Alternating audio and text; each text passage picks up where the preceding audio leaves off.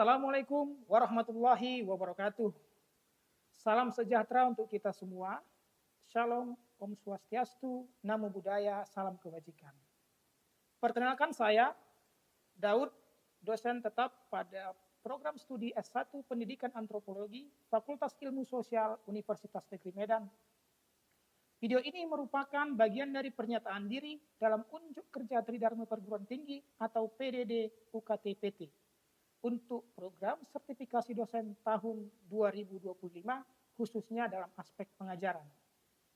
Pada kesempatan ini, saya akan menjelaskan secara singkat mengenai mata kuliah antropologi media yang saya ampu. Mata kuliah ini dirancang untuk membekali mahasiswa tentang hubungan antara budaya dan media di sejumlah domain, termasuk bioskop, radio, fotografi, film etnografi, program TV, seni video, dan media berbasis internet. Fokusnya adalah pada masalah representasi keragaman budaya melalui media, perkembangan media dalam masyarakat, formasi sosial dan budaya yang dibentuk oleh praktik media lama dan media baru. Mata kuliah ini memiliki bobot 2 SKS dan menggunakan pendekatan project-based learning yang menekankan pembelajaran berbasis project real. Mahasiswa tidak hanya mempelajari teori, tetapi juga diminta untuk dapat meneliti dan memberikan solusi atas permasalahan yang ada di masyarakat. Materi kuliah ini terdiri dari beberapa topik, mulai dari sejarah perkembangan kajian antropologi media, konsep dasar media dan new media, media realitas, hiperrealitas dan post-truth, media dan produksi budaya, relasi dan interaksi dalam produksi media, politik dan representasi melalui media, serta penelitian studi media dan kajian budaya. Bobot yang diberikan pada mata kuliah antropologi media adalah 5% kehadiran, 20% UTS, 25% UAS, dan 50% tugas, 6 tugas program KKNI. Yang terdiri dari tugas rutin, CPR, CGR, mini riset, rekayasa ide, dan proyek. Pembelajaran dilaksanakan secara blended learning dengan kombinasi antara pertemuan tatap muka dan diskusi daring melalui platform Sipda dan grup komunikasi digital lainnya seperti WhatsApp Group. Capaian pembelajaran mata kuliah ini yakni mahasiswa mampu menganalisis, merancang, dan melakukan penelitian bidang media dengan paradigma antropologi maupun cultural studies dan mempresentasikan secara bertanggung jawab. Sedangkan sub CPMK-nya adalah 1. Mahasiswa mampu menguraikan teori dan konsep dalam kajian antropologi media. 2. Mahasiswa mampu merancang penelitian pada bidang media dan new media dengan menggunakan perspektif antropologi atau cultural studies. Yang ketiga, mahasiswa mampu menganalisis dan memberikan argumentasi terhadap fenomena sosial budaya pada bidang media dan new media. Yang keempat, mahasiswa mampu menyusun laporan penelitian bidang media dan new media serta menuangkannya dalam laporan ilmiah yang bebas plagiarisme. Selanjutnya, Anda akan menyaksikan cuplikan proses pembelajaran saya bersama mahasiswa di kelas pada sesi 5 yang membahas tentang media dan produksi budaya. Selamat menyaksikan. Assalamualaikum warahmatullahi wabarakatuh. Waalaikumsalam warahmatullahi wabarakatuh. Selamat siang dan salam sejahtera untuk kita semua. Siang Pak. Ya, Ananda sekalian, senang sekali hari ini kita bertemu kembali dalam mata kuliah antropologi media. Namun sebelum kita memulai pembelajaran, marilah kita berdoa dulu menurut agama dan keyakinan kita masing-masing. Semoga apa yang kita laksanakan hari ini memberikan hasil yang terbaik untuk kita dan untuk kesuksesan kita ke depan. Berdoa dimulai.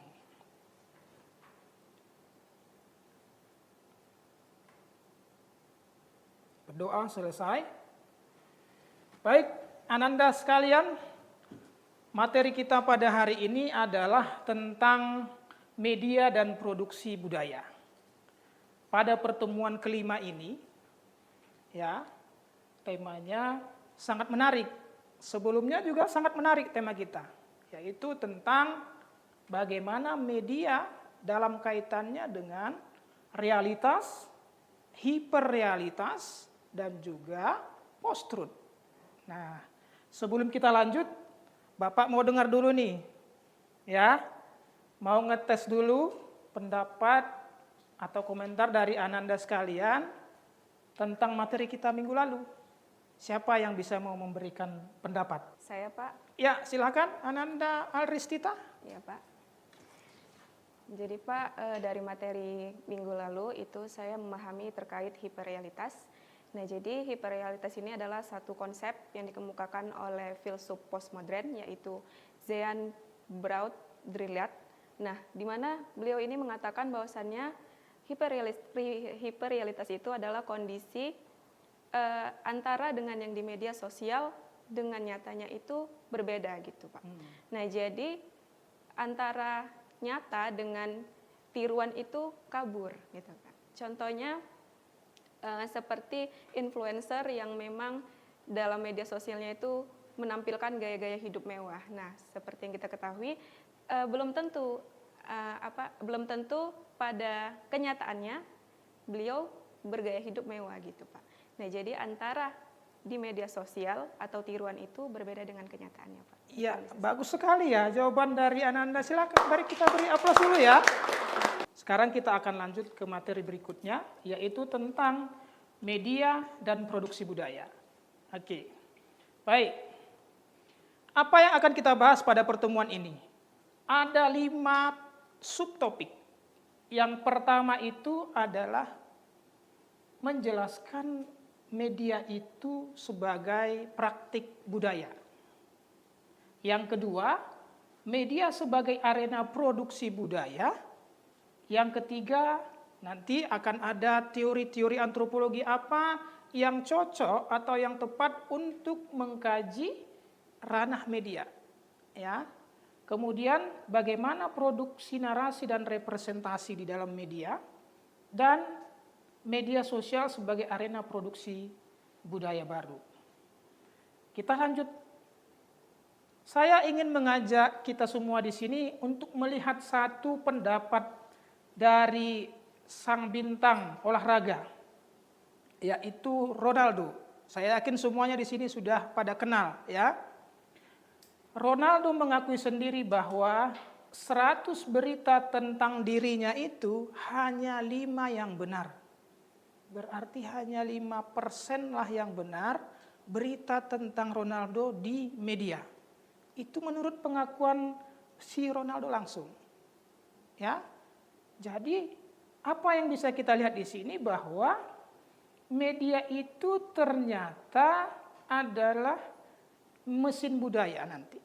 Ya, ia tidak netral.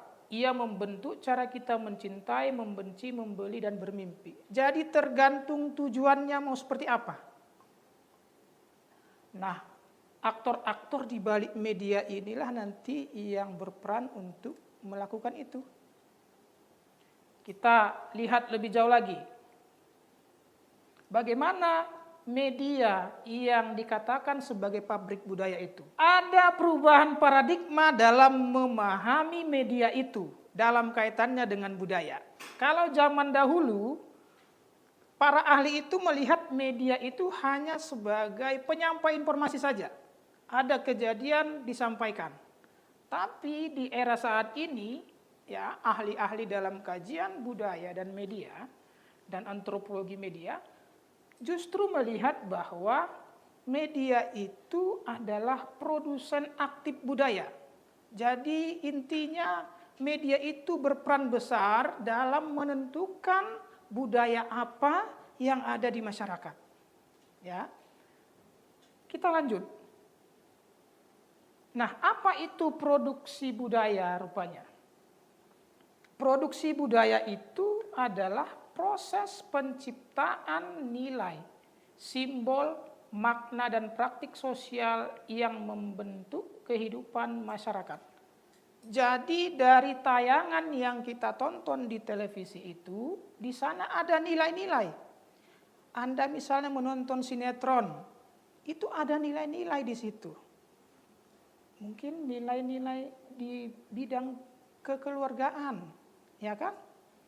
Ada simbol-simbol di situ, ada makna, ada praktik-praktik di situ. Yang ini kemudian nanti ditonton oleh audiens, oleh masyarakat, dan ditiru. Sering sekali kita melihat bahwa aktor-aktor atau aktris itu menjadi panutan dalam berbusana misalnya, dalam berbicara misalnya, dalam bersikap. Nah, dari situlah nanti budaya kita itu berubah, ya, karena pengaruh media tadi, ya. Di dalam media itu juga budaya diproduksi melalui narasi, visual, suara, dan interaksi.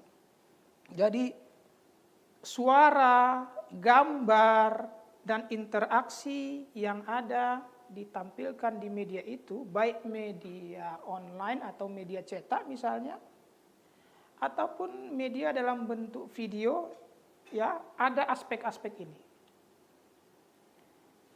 Kita lanjutkan. Contohnya seperti apa?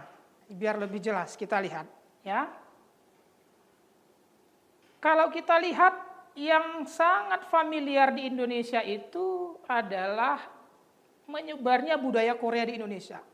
Saya melihat banyak sekali, ya, sekarang komunitas-komunitas pecinta K-pop di sekitaran tahun 2000-an itu budaya Korea itu menyebar ke berbagai belahan dunia. Bahkan kalau kita lihat sekarang sudah lumrah itu artis-artis Korea itu menjadi panutan atau tampil di negara-negara Eropa. Nah, ini bukan sesuatu yang alami sebenarnya, tetapi ada satu strategi besar dari pemerintah Korea untuk dalam tanda kutip mengekspor kebudayaannya itu ke luar negeri.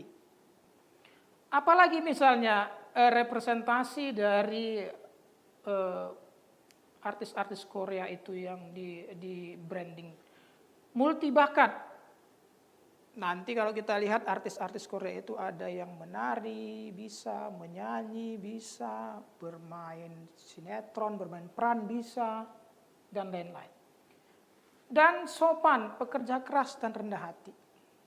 Dan itu memang sengaja dibentuk. Artis yang seperti inilah yang harus dihadirkan. Ya, di dalam industri hiburan, akhirnya terkonstruksilah standar ideal tentang kecantikan itu. Yang cantik itu begini loh. Yang baik itu begini. Ya. Oke, kita lanjutkan. Nah, media itu sebagai arena produksi. Jadi bisa kita simpulkan tadi bahwa peran media itu ternyata tidak netral. Seperti apa yang disampaikan oleh Ronaldo tadi. Bukan apa yang sebenarnya. Ya. Tetapi apa yang ingin disampaikan. Tergantung kemauan yang memproduksi media. Tergantung misal wartawannya, tergantung kameramennya. Jadi di situ tidak netral ternyata. Dan ada beberapa aktor nanti yang terlibat di balik itu, produksi media itu. Siapa saja? Kalau di media cetak atau media online misalnya ada jurnalis di sini. Sekarang banyak YouTuber, ya, kreator konten itu juga salah satu, ya, aktor nanti yang bisa mempengaruhi. Apalagi kalau memiliki pengikut, ya, yang sangat banyak. Ada editor juga di situ. Jadi editor videonya misalnya kalau di industri film itu juga berpengaruh sesuai dengan kesukaan dia. Meskipun tidak sepenuhnya apa yang dia sukai, tetapi setidaknya ada subjektivitas dia di situ yang berperan di dalam menentukan gambarnya ini harus seperti apa. Dan itulah yang kemudian kita tonton dan sebagian orang banyak yang meniru. Selanjutnya, algoritma. Tanpa kita sadari, ya, di media sosial yang kita gunakan itu ada peran algoritma dalam menentukan apa yang kita tonton, apa yang muncul di FYP kita misalnya dari pengguna TikTok. Itu mempengaruhi kita ternyata. Jadi tidak hanya orang, tetapi mesin atau algoritma itu sendiri juga perlu untuk kita telaah agar kita bisa melihat seperti apa efek dari media ini. Kemudian audiens itu sendiri atau kita sendiri. Anda juga ini sebenarnya bisa menentukan arah dari konten-konten media itu. Dari mana? Dengan banyak yang menonton, maka si konten kreator akan tertarik untuk membuat konten serupa. Jadi kalau kalian menonton konten-konten yang positif, maka mudah-mudahan konten kreatornya juga akan lebih banyak nanti memproduksi konten positif. Sebaliknya kalau kalian tonton konten yang negatif, yang tidak bermanfaat, ya, yang misalnya hanya membuat kita senang sementara, ketawa-ketawa habis itu selesai gitu, maka akan semakin banyak nanti konten-konten serupa diproduksi konten kreator itu. Jadi kalau ditanya misalnya apakah kita bisa berperan untuk merubah budaya, ya, kita semua bisa berperan. Ya, nanti kita telah lebih jauh lagi. Baik, kita lanjut. Ada setidaknya 3 teori nanti yang bisa kita gunakan di dalam ranah antropologi dan kajian budaya untuk melihat bagaimana peran media itu dalam memproduksi budaya dan pengaruhnya apa terhadap budaya. Saya kutip di sini ada 3. Yang pertama dari Stuart Hall, ya, di dalam konsepnya tentang encoding dan decoding. Encoding dan decoding ini adalah proses memproduksi sebuah konten berita atau media dan bagaimana khalayak penonton itu menyikapi atau menanggapi berita itu. Ini yang disebut sebagai decoding. Pada lain kesempatan nanti akan kita telaah lebih jauh. Di sini saya akan menyampaikan secara singkat saja dulu. Baik, yang berikutnya ada Pierre Bourdieu, ya, Pierre Bourdieu, seorang sosiolog sebenarnya dalam konsepnya tentang kapital budaya. Siapa yang punya kuasa untuk memproduksi? Ya, maksudnya di sini adalah bahwa ada kekuasaan di balik media itu. Dan dia ternyata memiliki peran, ya, di dalam merubah kebudayaan. Kemudian ada yang ketiga, Michel Foucault, seorang antropolog dan juga sosiolog di dalam konsep dan teorinya tentang wacana dan pengetahuan. Jadi ternyata ilmu atau pengetahuan yang kita konsumsi, yang kita baca, itu ternyata adalah bagian dari kekuasaan itu sendiri.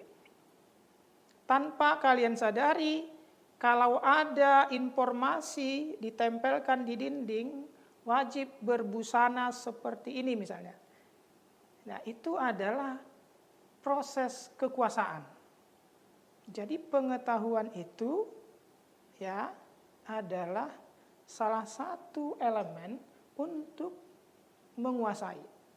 Ya, nanti kita lihat lebih jauh lagi. Oke, sekarang kita lanjut dulu. Coba kita lihat ilustrasi ini. Apa yang ditampilkan di media ternyata berbeda maknanya dengan apa yang terjadi di lapangan atau di dunia sebenarnya atau di dunia realitas itu sendiri. Kalau kita lihat di sini, ternyata yang ingin ditikam di sini sebenarnya yang berlari ini.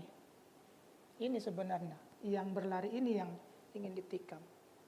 Di fakta sebenarnya. Tetapi media tadi memframe atau memotong itu sehingga tampak di sini seolah-olah sebaliknya. Disitulah salah satu peran dari media itu di dalam membentuk realitas. Ya. Media memilih cerita. News is not what happens, but what is reported. Jadi bukan apa yang terjadi sebenarnya, tetapi apa yang dilaporkan. Dan di media itu juga kadang-kadang ada representasi yang bias. Ya. Representasi gender. Kalau kita lihat, kalau kita amati ternyata konten-konten media itu justru sekarang lebih didominasi oleh konten-konten yang sifatnya maskulinitas atau patriarki. Ya, perempuan itu justru dianggap sebagai atau digambarkan hanya sebagai komoditas. Begitu juga nanti tentang etnis, agama, kelas, semua itu nanti bisa dikonstruksi oleh media itu sendiri. Selanjutnya saya ingin berdiskusi dengan Anda semua dulu ya. Setelah membahas tadi materi kita, media dan produksi budaya, saya ingin tahu ini dulu ya. Ada 3 pertanyaan yang ingin saya ajukan. Yang pertama, siapa yang memproduksi budaya di dalam hidup Anda? Yang kedua, apakah media sosial itu membebaskan atau justru membatasi ekspresi budaya kita? Dan yang ketiga, coba nanti Anda analisis, bisakah kita ya menjadi produsen budaya yang alternatif? Saya ingin mendengarkan dulu pendapat dari Ananda sekalian. Silakan, ada yang menanggapi? Silakan tunjuk tangan. Saya, Pak.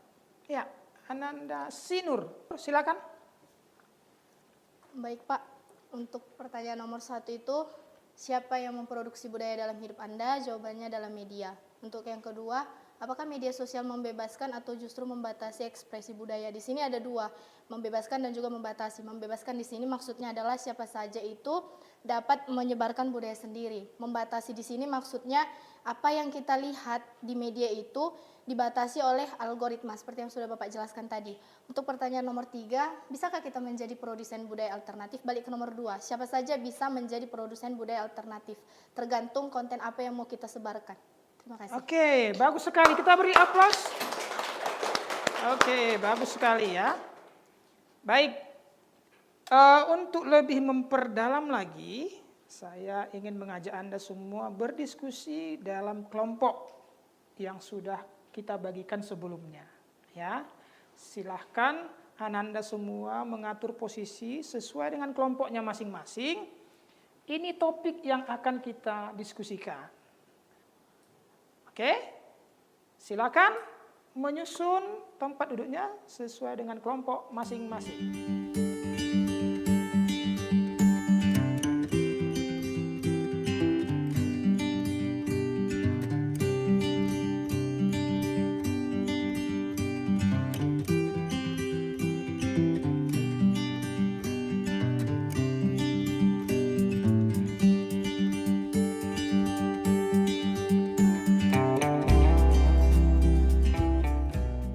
Baik, waktu diskusinya telah selesai.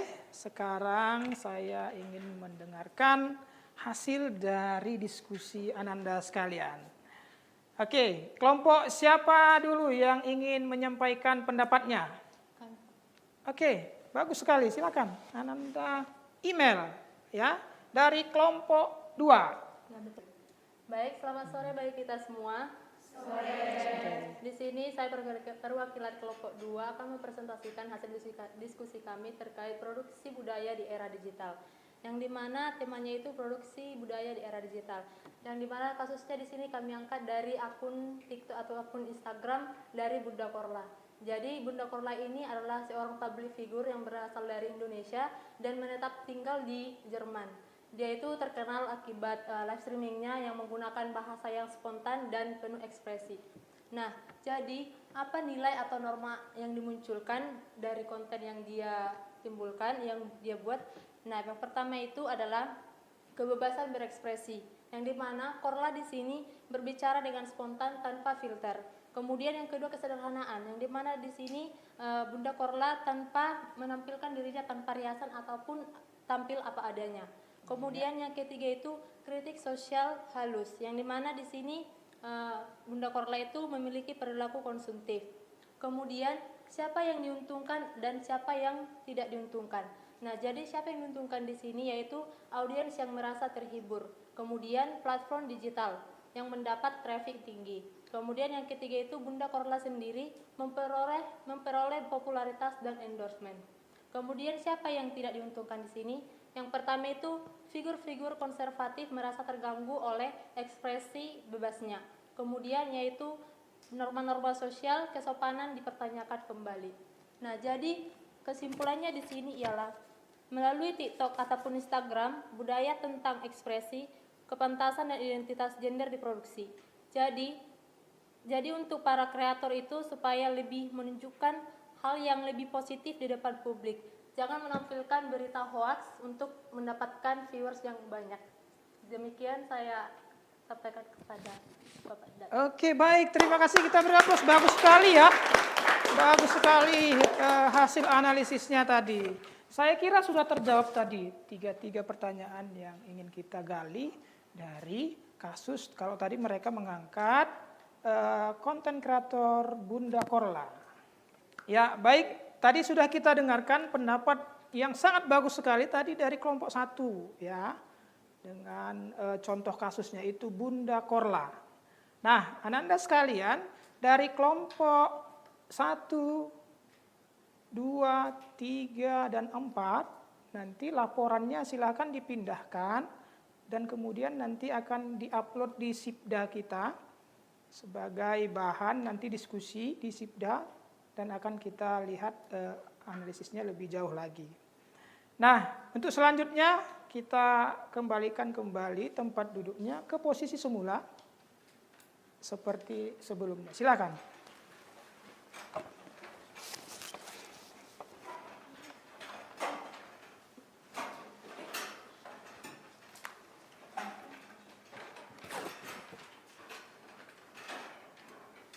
Baik, Ananda sekalian, dengan berakhirnya waktu kita pada hari ini, maka saya rasa kita tutuplah perkuliahan kita pada hari ini. Namun jangan lupa untuk mengupload tugasnya melalui Sipda sesuai dengan jadwal nanti yang tertera pada aplikasi tersebut.